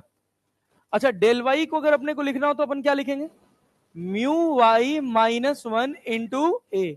अच्छा डेल आर लिखना हो तो क्या लिखोगे, म्यू आर -1 इंटू ए, और डेल वी लिखना हो तो म्यू वी -1 इंटू ए। सबका एंगल ऑफ प्रिज्म ए है, क्या प्रिज्म एंगल 10 डिग्री से छोटा है, अरे है ना। और बच्चा ये बताओ, इन दोनों के बीच के गैप को क्या बोलते हैं, क्या बोलते हैं, थीटा, एंगुलर डिस्पर्शन बोलते हैं ना। थीटा बराबर क्या, del, del V minus del Y, sorry del R, del V minus del R, तो ये क्या हो जाता है, mu V minus mu R into A. क्या थीटा ए पर डिपेंड कर रहा है, थीटा ए पर डिपेंड कर रहा है। थीटा को क्या बोलते हैं, क्या बोलते हैं, एंगुलर डिस्पर्शन, अरे नहीं आया, थीटा को क्या बोलते हैं, एंगुलर डिस्पर्शन। क्या इसके बाद एक टर्म होता है dispersive power? Dispersive power, dispersive power को किससे डिनोट किया जाता है भाई साहब? अरे ओमेगा से। डिस्पर्सिव पावर को किसको? ओमेगा से। ये क्या होगा? Theta by del Y, theta by del Y. अरे क्लियर है ना? थीटा कितना? Mu V minus mu R into A, और डेल वाई कितना? Mu Y minus 1 into A. क्या ए से ए कट जाएगा? क्या म्यू वाई लिख सकते हो? कितना होगा? क्या? Mu V plus mu R divided by 2। ये फॉर्मूला क्या? Mu V minus mu R upon mu Y minus 1। क्या dispersive power angle of prism पे डिपेंड करेगा? एंगल ऑफ प्रिज्म पे डिपेंड करेगा? नहीं, नहीं करेगा ना। अब अगला हिस्सा है हमारे पास डेविएशन विदाउट डिस्पर्शन, ठीक ना? डेविएशन विदाउट डिस्पर्शन का मतलब थीटा कितना है? 0। थीटा किसके किसके बीच का एंगल था? रेड और वॉयलेट का। अब लाइट डिस्पर्स ही नहीं हुई तो थीटा कितना हो गया? 0 हो गया ना। तो सोचो यहां पर कुछ एंगल होगा थीटा 1, बोलो हाँ कि ना? अरे भैया होगा ना। और यहां पर कुछ एंगल होगा कितना? थीटा 2। नेट कितना होगा? थीटा 1 प्लस थीटा 2 किसके बराबर? अरे आना तो बोलो यार। थीटा 1 प्लस थीटा 2 किसके बराबर? 0। तभी तो नेट थीटा 0 हुआ ना। यहां पे लाइट स्प्लिट की और यहां पे लाइट कन्वर्ज हुई। अरे हुई ना? नीचे वॉयलेट ऊपर रेड, नीचे वॉयलेट ऊपर रेड। यहां एंगल ऑफ प्रिज्म, यहां पर angle of prism A dash. यहां पर रिफ्रैक्टिव इंडेक्स रेड का अलग वॉयलेट का अलग। यहां भी रेड का अलग वॉयलेट का अलग। तो यहां पे रिफ्रैक्टिव इंडेक्स इसका कितना है? म्यू। इसका कितना है? Mu dash. कितना है? तो जब मैं थीटा 1 लिखूंगा ना तो मैं पता है क्या लिखूंगा? ए इंटू थीटा 1 में एंगल ऑफ प्रिज्म कितना है? ए है ना? है ना? तो ये कितना? Mu V minus mu R. और थीटा 2 में क्या हो जाएगा? A dash mu V dash minus mu R dash equals to 0। क्या है? क्लियर है भाई? तो ए डैश बराबर कितना हो जाएगा? A into mu V minus mu R upon mu V dash minus mu R dash, और यहां पर नेगेटिव साइन। अरे आ गया क्या? आज तक कभी भी किसी भी एग्जाम में इससे सवाल नहीं पूछा गया। अब पढ़ना है बट, पढ़ना है बट, ठीक है ना? नहीं पूछा गया तो पूछा जा सकता है, ऐसा नहीं है कि पूछा ही नहीं जाएगा, ठीक है ना? सुनो तो बता रहा हूं। क्या यहां तक कहानी क्लियर है? इसको क्या बोले?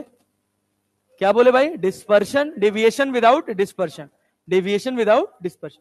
जनरली जो सवाल पूछे जाते हैं वो पूछे जाते हैं डिस्पर्शन विदाउट डेविएशन के, डिस्पर्शन विदाउट डेविएशन। हमको हमको ये पता करना था कि यहां पर हम किस रिफ्रैक्टिव इंडेक्स का और किस एंगल ऑफ प्रिज्म का प्रिज्म रखें कि लाइट जैसे आई है वैसे ही बाहर निकल जाए। व्हाइट लाइट आई है तो बाहर व्हाइट लाइट जानी चाहिए। तो angle of prism A dash और म्यू वी और म्यू वी डैश और म्यू आर डैश का ज्ञान हमको होगा। समझे? जो इंपॉर्टेंट है वो ये है डिस्पर्शन विदाउट डेविएशन। एक व्हाइट लाइट आई, ठीक है? अगर ये प्रिज्म ना होता तो क्या ये सीधी जाती? लेकिन प्रिज्म की वजह से क्या मुड़ गई, और फिर इस वाले प्रिज्म पे पड़ेगी तो फिर क्या मुड़ जाएगी, और यहां निकली तो ये तीनों एक दूसरे के पैरेलल है। ये तीनों एक दूसरे के पैरेलल हैं। इसका मतलब यहां पर कोई डेविएशन नहीं हुआ है। अरे नहीं समझ आया? समझ आएगा? Dispersion without deviation. क्या रे पैरेलल निकल गई? रे पैरेलल निकल गई है, कोई डेविएशन नहीं हुआ। हुआ है? नहीं। बस यहां यह है कि इसका रिफ्रैक्टिव इंडेक्स जो रेड के लिए है वही वायलेट के लिए, इसका रिफ्रैक्टिव इंडेक्स जो रेड के लिए है वही वायलेट के लिए। समझ आया? पल्ले पड़ा? पल्ले पड़ा? दूसरी वाली सिचुएशन में क्या था कि इसी का रिफ्रैक्टिव इंडेक्स रेड के लिए अलग है और वायलेट के लिए अलग है। इसका रिफ्रैक्टिव इंडेक्स रेड के लिए अलग है और वायलेट के लिए अलग है। रेड के लिए म्यू आर डैश और वायलेट के लिए म्यू वी डैश। रेड के लिए म्यू आर और वायलेट के लिए म्यू वी। समझे कि नहीं? नहीं आया? अरे खाली डेटा है भाई, बस खाली डेटा, इसमें समझने जैसा कुछ है ही नहीं। हम कह रहे हैं इसका कुछ ना कुछ रिफ्रैक्टिव इंडेक्स होगा मीडियम का। क्या जो रेड के लिए होगा वही वायलेट के लिए होगा? इन जनरल रेड के लिए अलग होगा और वायलेट के लिए अलग होगा।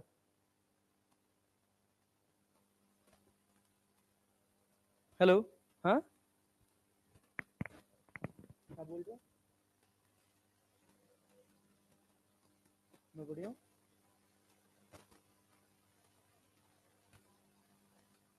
हाँ बताइए बताइए। हाँ हाँ यार हाँ हाँ हाँ हाँ। ये वाला नंबर तो नहीं सकता है।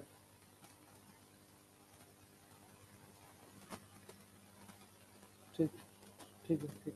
Okay okay. मैं अभी 3 बजे तक 3 बजे तक। हाँ भाई, सोचो कुछ समझने जैसा नहीं है इसमें, याद करना है, बट वो ये कि रिलेटेबल लगना चाहिए जो हम याद कर रहे हैं। यहाँ क्या है, म्यू है ना, वॉयलेट के लिए अलग होगा, रेड के लिए अलग होगा। म्यू डैश जनरली क्या होगा, वॉयलेट के लिए अलग होगा, रेड के लिए अलग होगा। अबे तो गधा हो क्या, खाली थीटा का फॉर्मूला ही तो रखे हैं, एंगुलर डिस्पर्शन ही तो है ये। अभी क्या पढ़ के आए हो angular dispersion, A mu V minus mu R, तो इस मीडियम में हो गया mu V minus mu R, दूसरे मीडियम में हो गया mu V dash minus mu R dash, दोनों का सम किसके बराबर, 0। खच्चरों वाली हरकतें करनी है, नहीं आया, मुंह फाड़ देना, नहीं आया, नहीं आया। यहाँ देख, यहाँ देख, यहाँ देख, यहाँ देख, यहाँ देख, क्या है भाई, क्या है, म्यू है, इसमें कंडीशनल है, इसमें कंडीशनल है, क्या बोला हूं, क्या कंडीशनल है,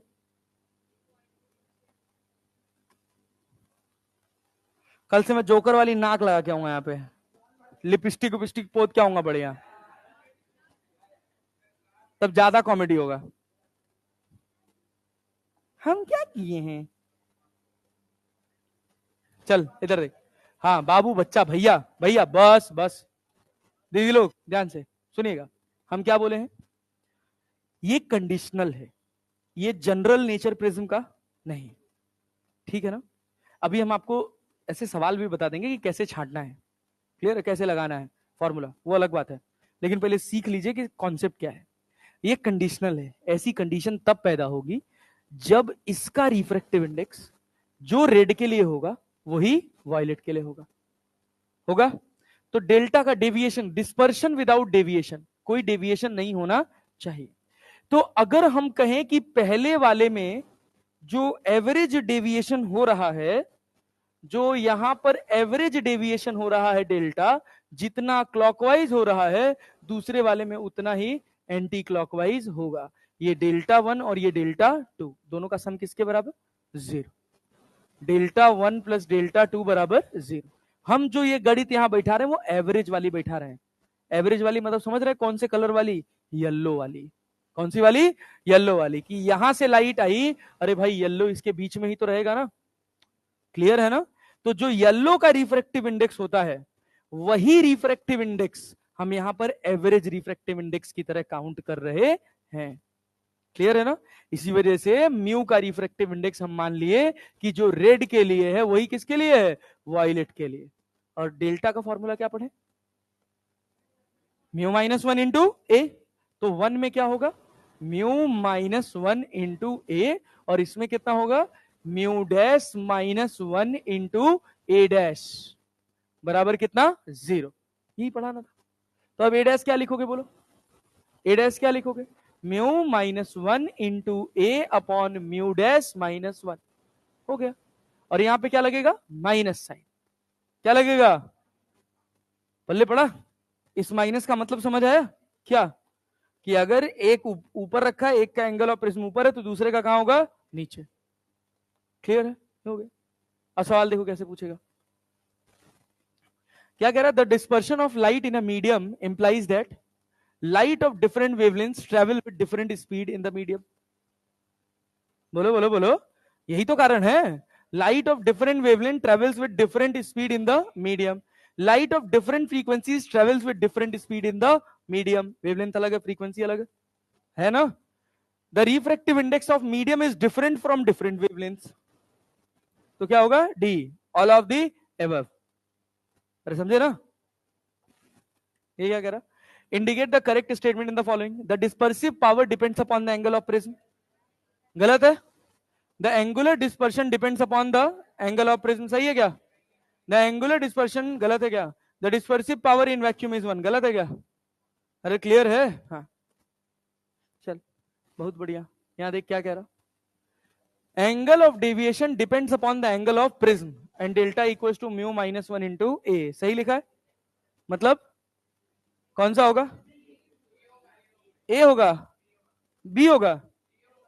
अब यहीं से तो पता चल रहा है ना, ये reason and assertion both are correct and reason is the correct explanation of assertion.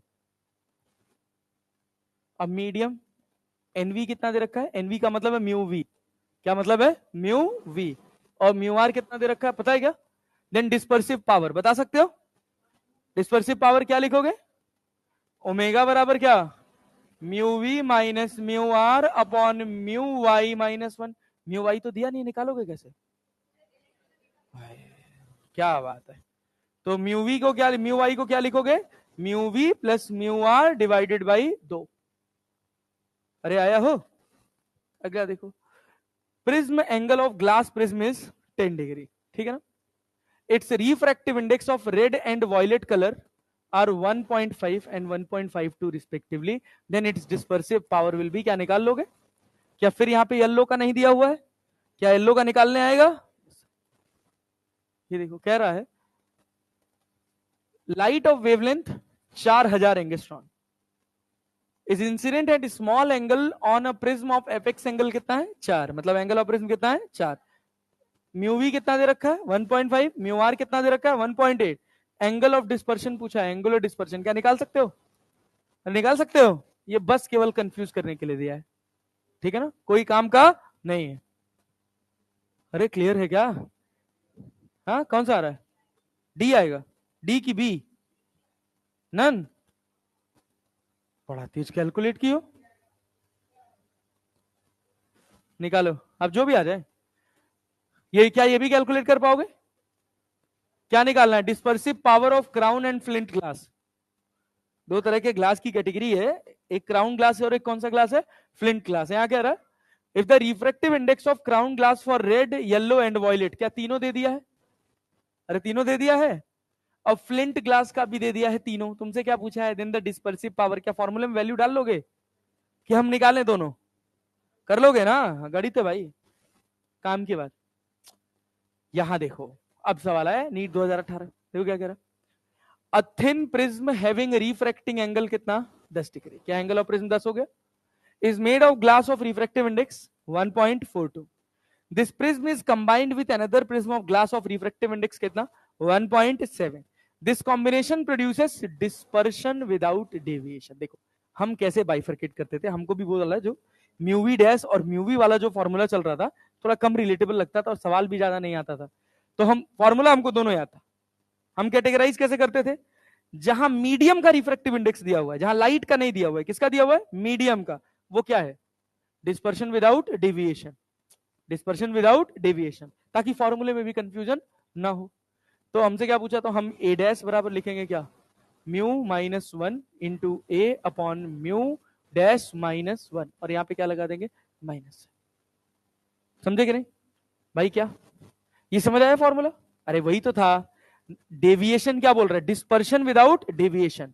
तो डेल्टा 1 बराबर क्या? माइनस डेल्टा 2 होना चाहिए, तभी तो सम क्या हो जाएगा? 0। तो a इंटू म्यू माइनस 1 बराबर a dash into mu dash minus 1। खत्म बात।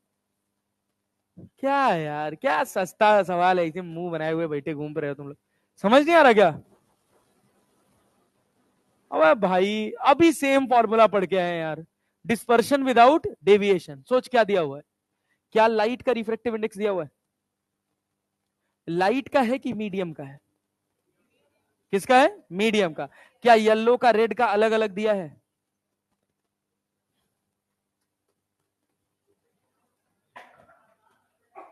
किसका रिफ्रैक्टिव इंडेक्स है?